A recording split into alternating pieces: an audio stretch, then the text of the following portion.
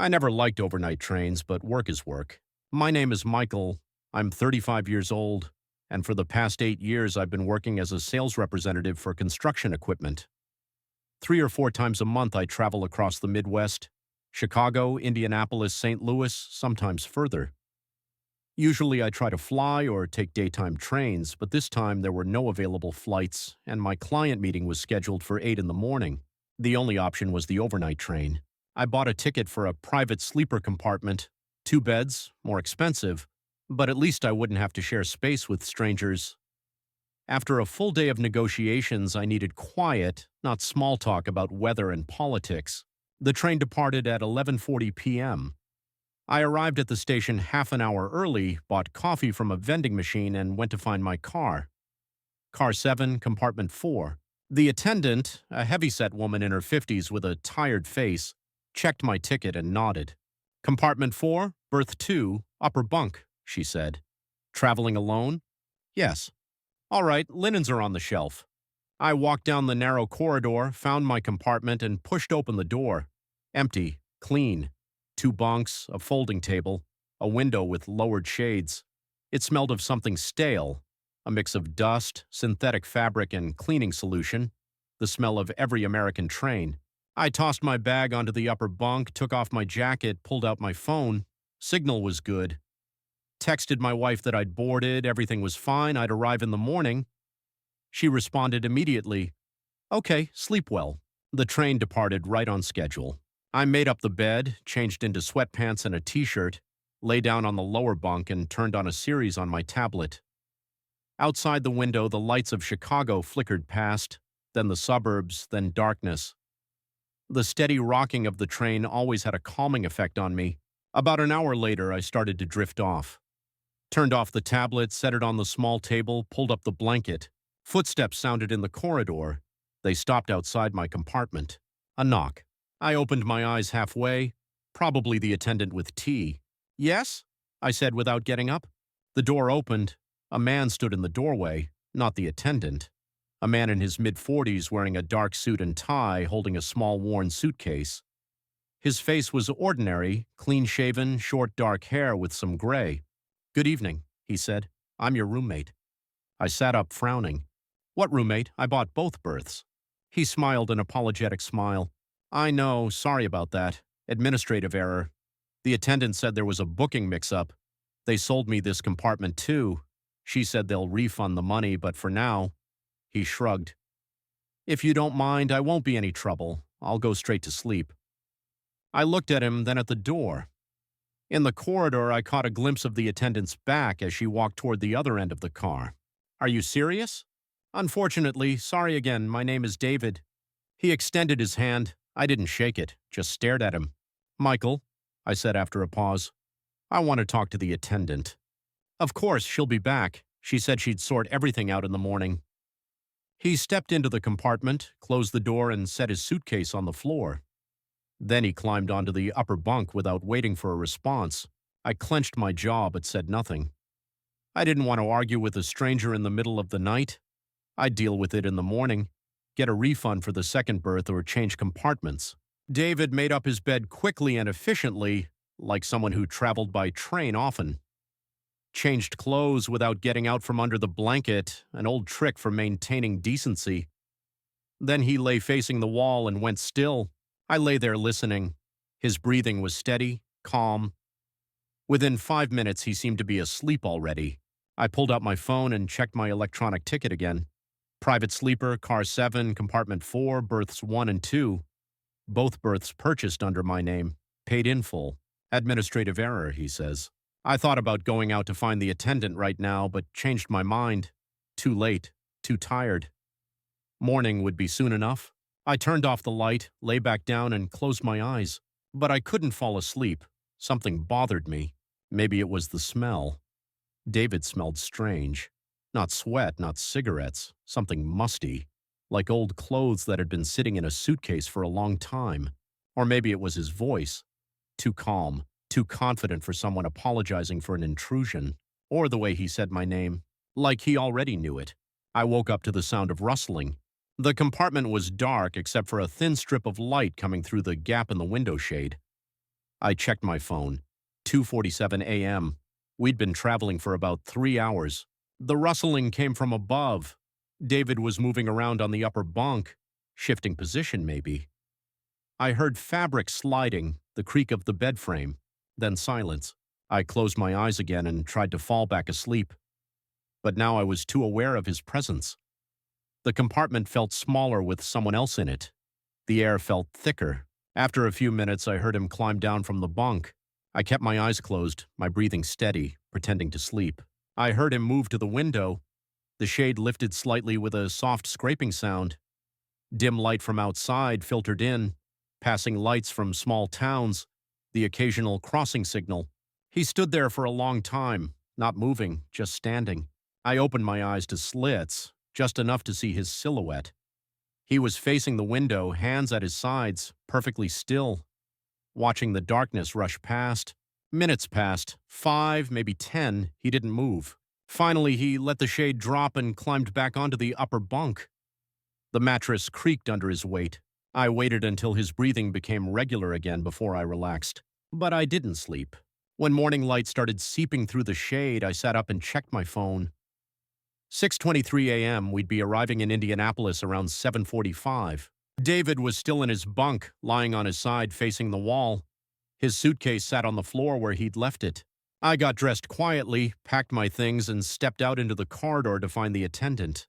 She was in her small compartment at the end of the car, drinking coffee and looking at her phone.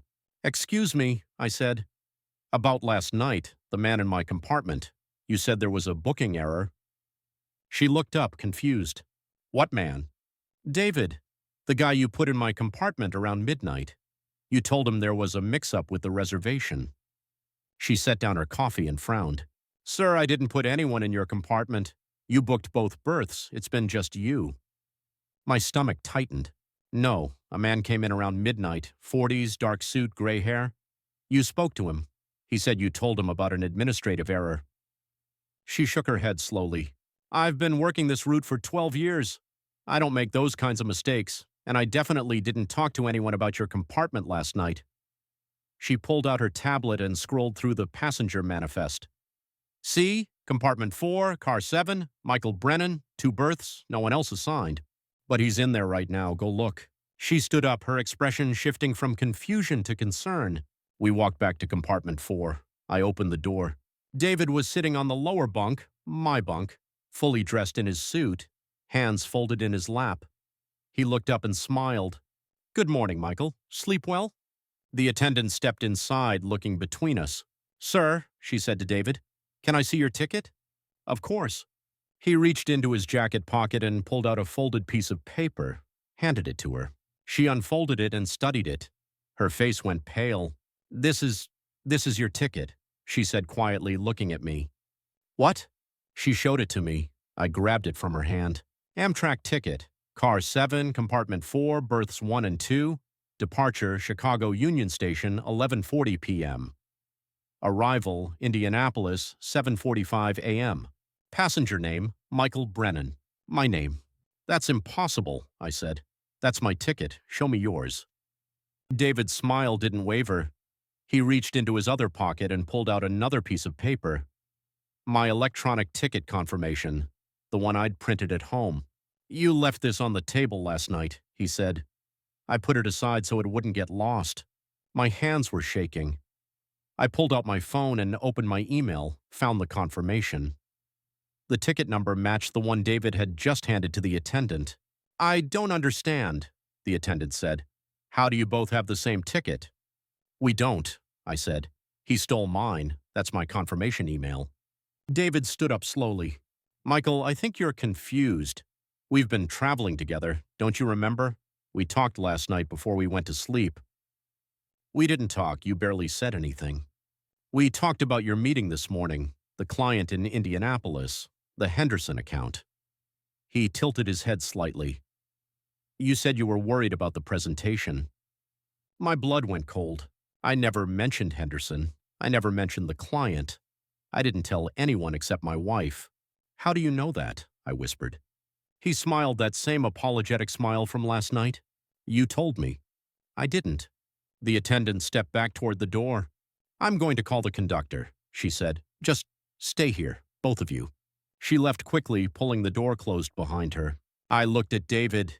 He sat back down on the bunk, crossing his legs, perfectly calm. Who are you? I asked. I told you my name is David. How do you know about Henderson? You told me last night. You were worried about the contract, about whether they'd renew. He was right. They might not renew, but I never said that out loud. Not to him, not to anyone except my wife, 3 days ago on the phone. What do you want? Want? He looked genuinely puzzled.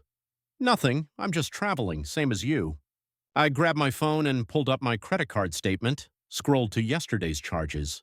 Amtrak ticket, $340, Chicago to Indianapolis, private sleeper compartment. Then one line below it, Amtrak ticket, $340. Chicago to Indianapolis, private sleeper compartment. Same amount, same route, same timestamp.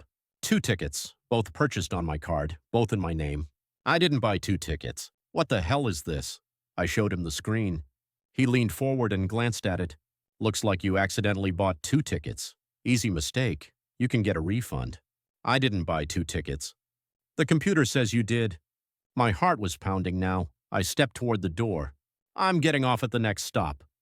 We're not stopping until Indianapolis, 40 minutes. I pulled the door open and stepped into the corridor. Walked quickly toward the next car, away from him. Behind me, I heard his voice, calm and pleasant. See you soon, Michael. I found the conductor in the dining car, a thin man in his 60s with wire-rimmed glasses. He was checking receipts and barely looked up when I approached. I need to report something, I said. There's a man in my compartment. He shouldn't be there. He has my ticket information, my name, my credit card charges. I don't know how, but... Sir, slow down. He set down his clipboard. What's your name? Michael Brennan, car 7, compartment 4. He pulled out a tablet and tapped the screen a few times. You're booked for both berths in that compartment. Private sleeper. Is someone bothering you? Yes, a man named David. He got on around midnight. He has a ticket with my name on it. He knows things about me, personal things. And my credit card shows 2 ticket purchases, but I only bought 1. The conductor frowned. Let me see your ticket. I pulled out my phone and showed him the confirmation email. He compared it to his tablet. This matches our system. You purchased 1 ticket at 3:17 p.m. yesterday, private sleeper, both berths. He looked up at me. There's no record of a second purchase. Check again. Look at the charges. He took my phone and studied the credit card statement. His frown deepened. This shows 2 charges, but our system only shows 1 booking. That's unusual. He handed my phone back. I'll come take a look. Where is this person now? In the compartment, sitting on my bunk like he owns the place. We walked back through the cars together. My hands were sweating. Part of me wondered if he'd be gone when we got there, if this was all some kind of elaborate prank or misunderstanding. But when we opened the door to compartment 4, David was still there. He'd moved back to the upper bunk and was lying down, hands folded on his chest, eyes closed, like he was sleeping, or pretending to. Sir, the conductor said loudly, I need to see your ticket. David opened his eyes slowly and sat up. Of course. He reached into his jacket, the same one hanging on the hook beside the bunk, and pulled out the paper ticket again. Handed it down to the conductor. The conductor examined it, turning it over, holding it up to the light. This is a valid Amtrak ticket, he said quietly. Issued yesterday, car 7, compartment 4. He looked at me, then at David. But it has Mr. Brennan's name on it. Because it's mine, I said. He stole it. I didn't steal anything, David said calmly. I printed it at home yesterday afternoon. That's impossible. I'm Michael Brennan. David reached into his other pocket and pulled out a driver's license, held it up. The conductor took it, studied it, and went very still. This is a Pennsylvania driver's license, he said. Issued to Michael David Brennan. My throat closed. Let me see that. He handed it to me. The photo was David's face, the name, Michael David Brennan. Birth date, March 15, 1989. Address 4732 Oakwood Drive, Harrisburg, PA. My birth date is March 15, 1989. I don't live in Harrisburg. I live in Chicago. But my middle name is David. This is fake, I said, my voice shaking. This is a fake ID. It scans correctly in our system, the conductor said. He swiped it through a small reader on his tablet. Valid Pennsylvania license, no flags. I pulled out my own wallet, hands trembling, and showed him my driver's license. Illinois license, Michael David Brennan, same birth date. The conductor looked at both licenses, back and forth. His face had gone pale. I don't understand, he said. Neither do I, David said. But clearly there's been some kind of identity mix-up. Maybe we should contact the authorities in Indianapolis. No, I said. No authorities. I'm getting off this train right now. We're not scheduled to stop for another 30 minutes, the conductor said. Then make an emergency stop. Sir, I can't do that unless there's an immediate threat. He knows where I work. He knows about my meeting. He knows my client's name. He has my credit card information. How is that not a threat? The conductor looked at David. Sir, how do you know those details? David spread his hands. I don't know what he's talking about. I've been asleep most of the journey. He paused. Although, now that I think about it, when I checked in at the station, the ticket agent did mention something about a system glitch. She said there might be duplicate bookings. Maybe that's what happened here. There was no glitch, I said. You're lying. Why would I lie? I don't know, but you're doing this on purpose. He looked at me with something that might have been pity. Michael, I think you're very stressed. Maybe you should sit down. Don't call me Michael. But that's your name. It's my name. The conductor stepped between us. Gentlemen, please. We'll sort this out when we reach Indianapolis. I'm going to call ahead and have security meet us at the station. He looked at me. Mr. Brennan, I'd suggest you gather your belongings and wait in the dining car until we arrive. I think it's best if you two are separated. I nodded, grabbing my bag from the upper bunk. As I turned to leave, David spoke again. Michael, wait. I stopped but didn't turn around. You left something. I looked back. He was holding up my suitcase, the small black rolling suitcase I'd packed yesterday morning, the one with my company logo sticker on the side. That's mine, I said. I know, but I have the same one. Look. He reached under the bunk and pulled out another suitcase. Identical, black, same size, same brand, same company logo sticker. I noticed it last night, he said. Funny coincidence, right? We work for the same company. That's not possible. Check the tag. I grabbed my suitcase and flipped over the luggage tag. My name, my address, my phone number. He flipped over his tag. Michael D. Brennan, 4732, Oakwood Drive, Harrisburg, PA. A phone number I didn't recognize. What company do you work for? The conductor asked him. Titan Industrial Supply, David said. Construction equipment sales, based in Chicago. I've been with them for 8 years. That was my company, my position, my exact tenure. Check employee records, I said to the conductor. Call the office. There's only one Michael Brennan at Titan Industrial. I'll do that when we arrive, the conductor said. For now, please go to the dining car. I grabbed my suitcase and left. My legs felt weak. Behind me, I heard David say to the conductor, I hope he's okay. He seems really confused. I sat in the dining car, staring out the window, trying to control my breathing. None of this made sense. I pulled out my phone and called my wife. It rang twice before going to voicemail. I tried again. Same thing. I texted her, call me right now, emergency. No response. I called my office. Saturday morning, no one would be there. But I tried anyway, straight to the general voicemail. I opened my email and searched for correspondence from Titan Industrial. Found my employee ID in an old benefits email. Employee number 47293, Michael D. Brennan. I pulled up the company directory on my phone, searched my name. Michael D. Brennan, sales representative. Employee number 47293, office Chicago. Email mbrennan@titanindustrial.com. That was me. Then I scrolled down. Michael D. Brennan, sales representative. Employee 4732. Office Harrisburg. Email mdbrennan@titanindustrial.com. 2 Michael Brennans. Both sales reps. Both started 8 years ago. I stared at the screen until the words blurred. Then I noticed something else. My last login to the company portal today, 2:34 a.m. I was asleep at 2:34 a.m., but David was awake, standing at the window. I checked my laptop bag. My work laptop was inside, closed, password protected. Or it should have been. I opened it. The screen lit up immediately. No password prompt. Someone had disabled the sleep lock, and in the browser history, timestamps from 2:30 a.m. to 2:50 a.m., company employee portal, client files, the Henderson account. He'd been on my laptop, going through my files, while I pretended to sleep. My hands were shaking so badly I almost dropped the phone. I looked up toward car 7 where David was still in the compartment, probably lying there calmly waiting. The train began to slow. Through the window I saw the outskirts of Indianapolis, warehouses, freight yards, then the station. We were arriving. I stood up, grabbed my bags, and headed toward the exit. I was getting off this train, and I was never looking back. But as I passed through the corridor of car 7, I saw the door to compartment 4 was open. David was standing in the doorway watching me. He smiled, and in his hand he held my phone, the one I'd left on the table in the dining car. "You left this," David said, holding up my phone. I stopped in the corridor, frozen. My phone.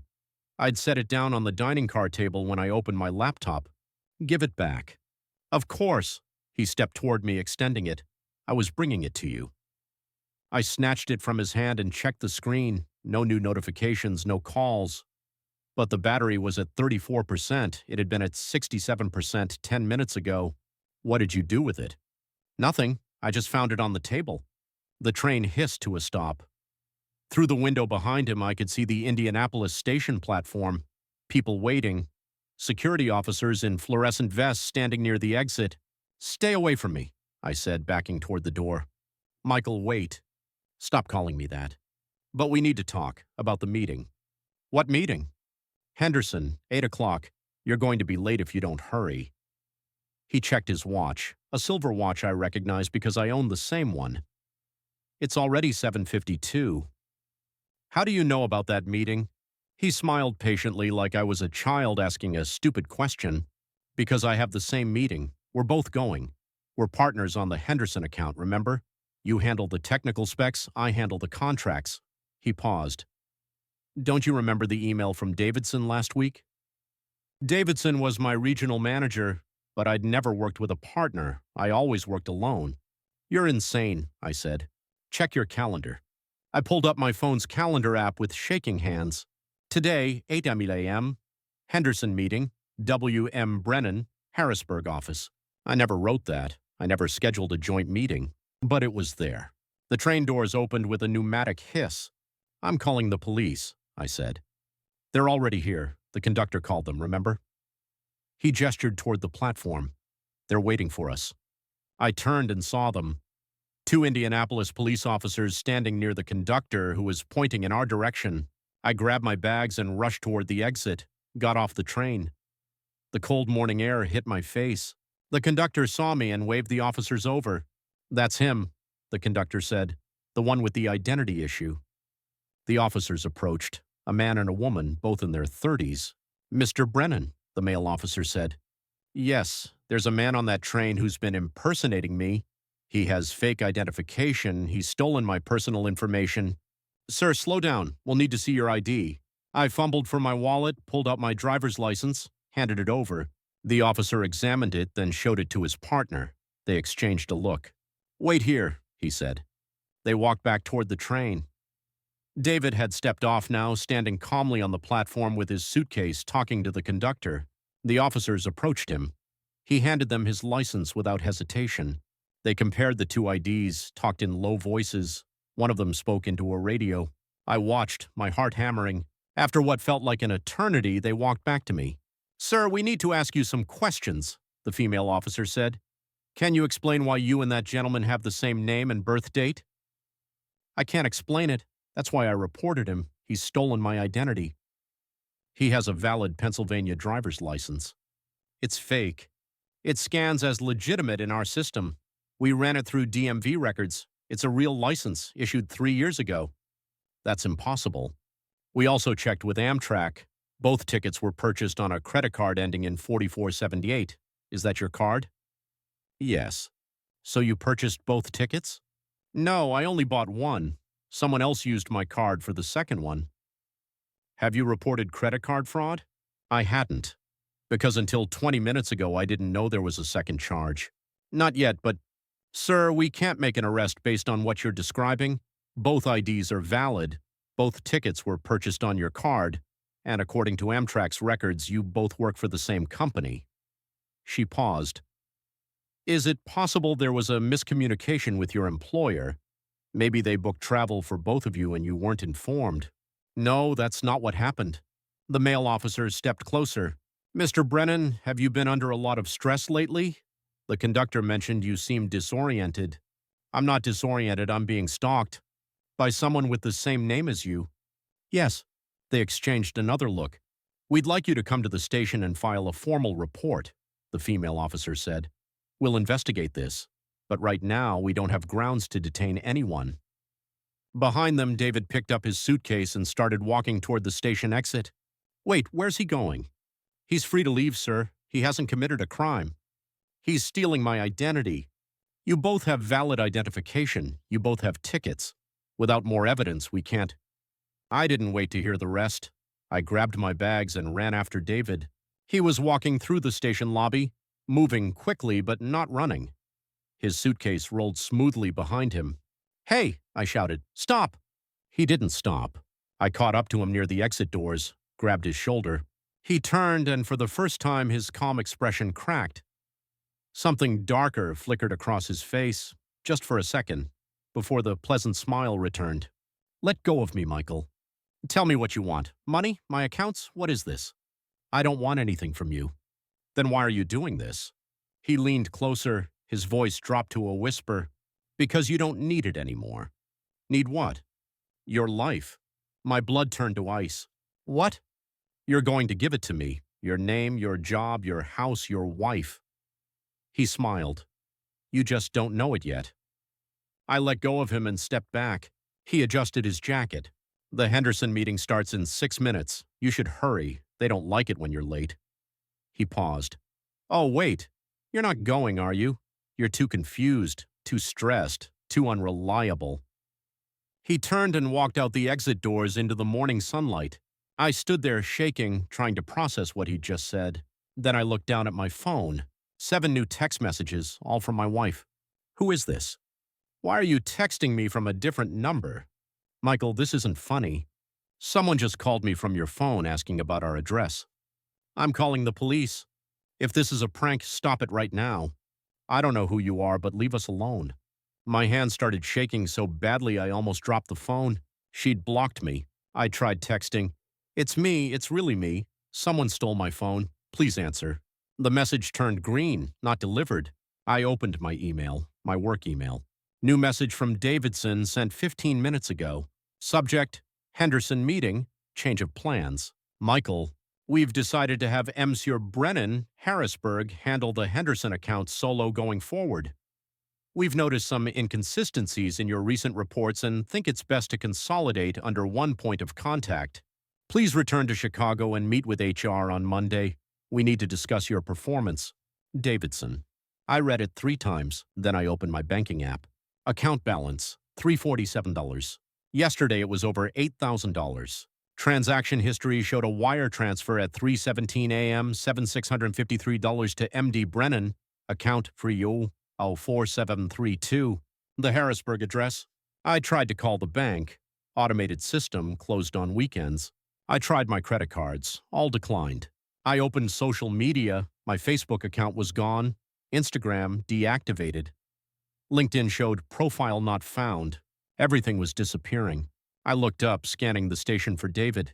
He was gone. But on the bench across from me, someone had left a newspaper, today's edition. And on the front page, below the fold, a small article. Local man reported missing. Michael David Brennan, 35, of Chicago, has been reported missing by his wife after failing to return home from a business trip. Brennan was last seen boarding a train at Union Station on Friday evening. Authorities are asking anyone with information to contact. The photo showed my face, but the article was dated today, Saturday. I wasn't missing. I was standing right here. I ran outside looking for David, the parking lot, the taxi stand, the street.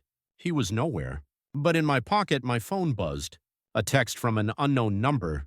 Don't worry, Michael. I'll take good care of everything. Your wife, your job, your life. You won't be needing them anymore. And below it, a photo. David standing in front of my house, my car in the driveway, my wife visible through the window smiling, letting him inside. She thought he was me. I ran back inside the station and found the police officers still talking to the conductor. "He's at my house," I said breathless. "Right now. He's with my wife. She thinks he's me." The female officer turned. "Sir, you need to calm down." "I'm calm. Look." I showed her the photo on my phone. "He just sent me this. That's my house. That's my wife. She's letting him inside." She looked at the photo, then at her partner. "That could be anyone's house." "It's mine, 2847 Maple Grove, Chicago. Call the Chicago PD, have them do a welfare check." "We can file a request, but it'll take time." "There's no time. He's there right now." The male officer stepped forward. "Mr. Brennan, I understand you're upset, but you need to understand our position. We can't send officers to a private residence based on a text message, especially when the homeowner, your wife, hasn't reported any problem." "She doesn't know it's a problem. She thinks he's me." "Then call her, warn her." "She blocked me. He did something, changed something. She doesn't recognize my number anymore." They exchanged that look again, the one that said they thought I was losing it. "Sir, we strongly recommend you go to the station and file a full report. We'll look into this, but right now." I didn't wait.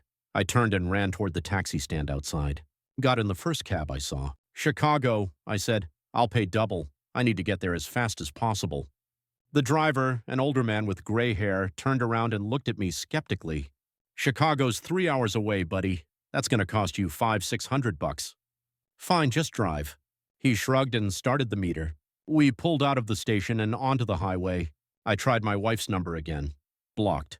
I tried calling my neighbor Tom. No answer. I texted Tom. "This is Michael. Emergency. Can you check on Sarah? Someone's at my house pretending to be me." No response. I tried my brother in Michigan. Straight to voicemail.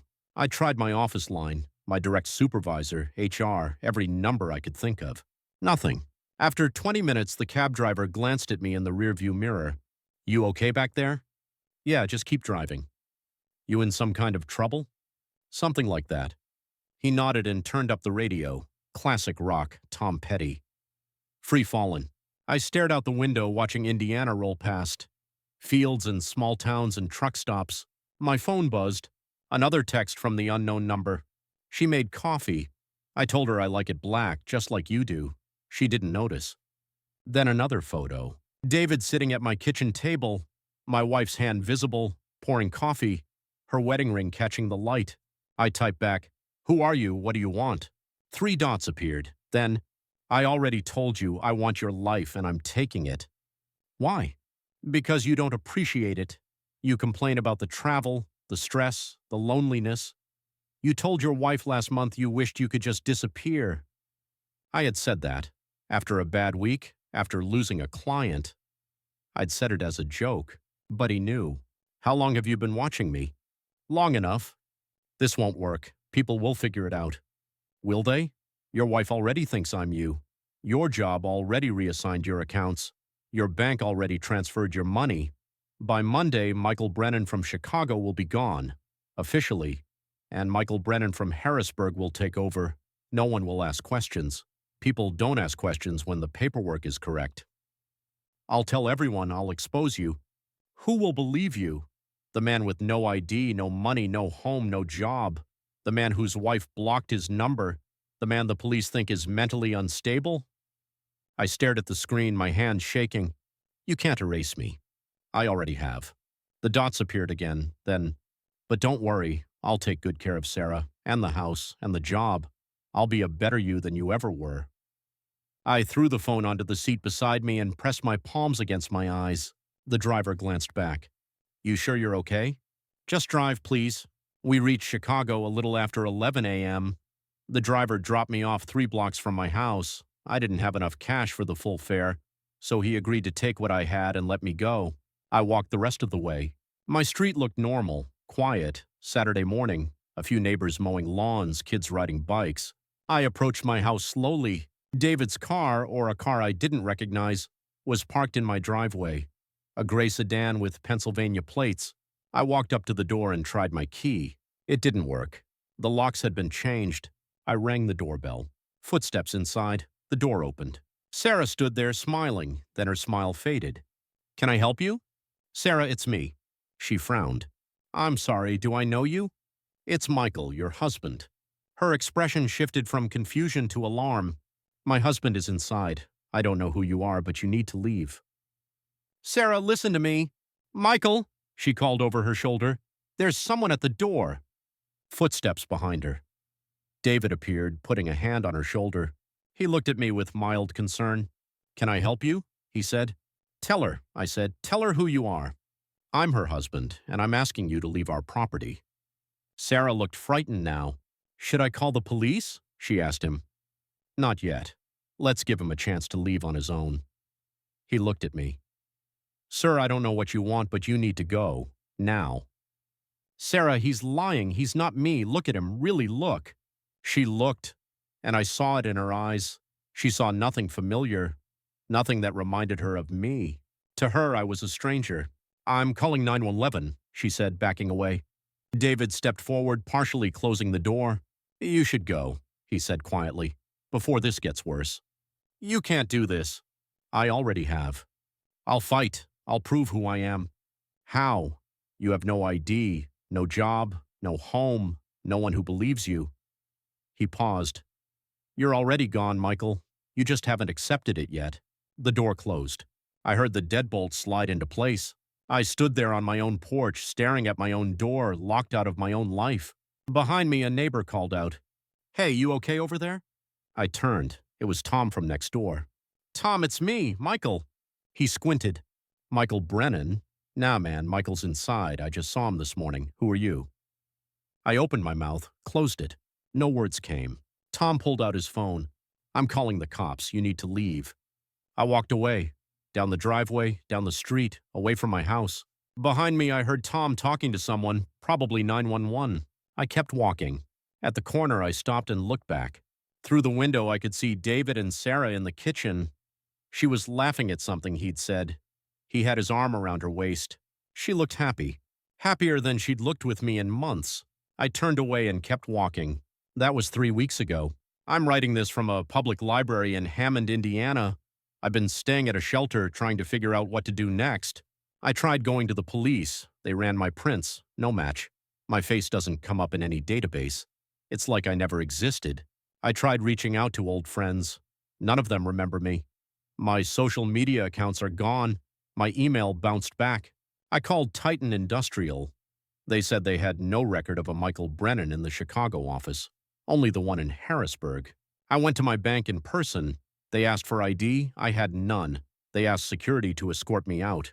I checked the missing persons report. It was updated. Case closed. Subject located safe. They found me. Or they found him. Same thing. I don't know how he did it. Some kind of identity theft, obviously. But deeper than that, more complete. Like he didn't just steal my information. He erased me and stepped into the space I left behind. And no one noticed. No one cared. Maybe he was right.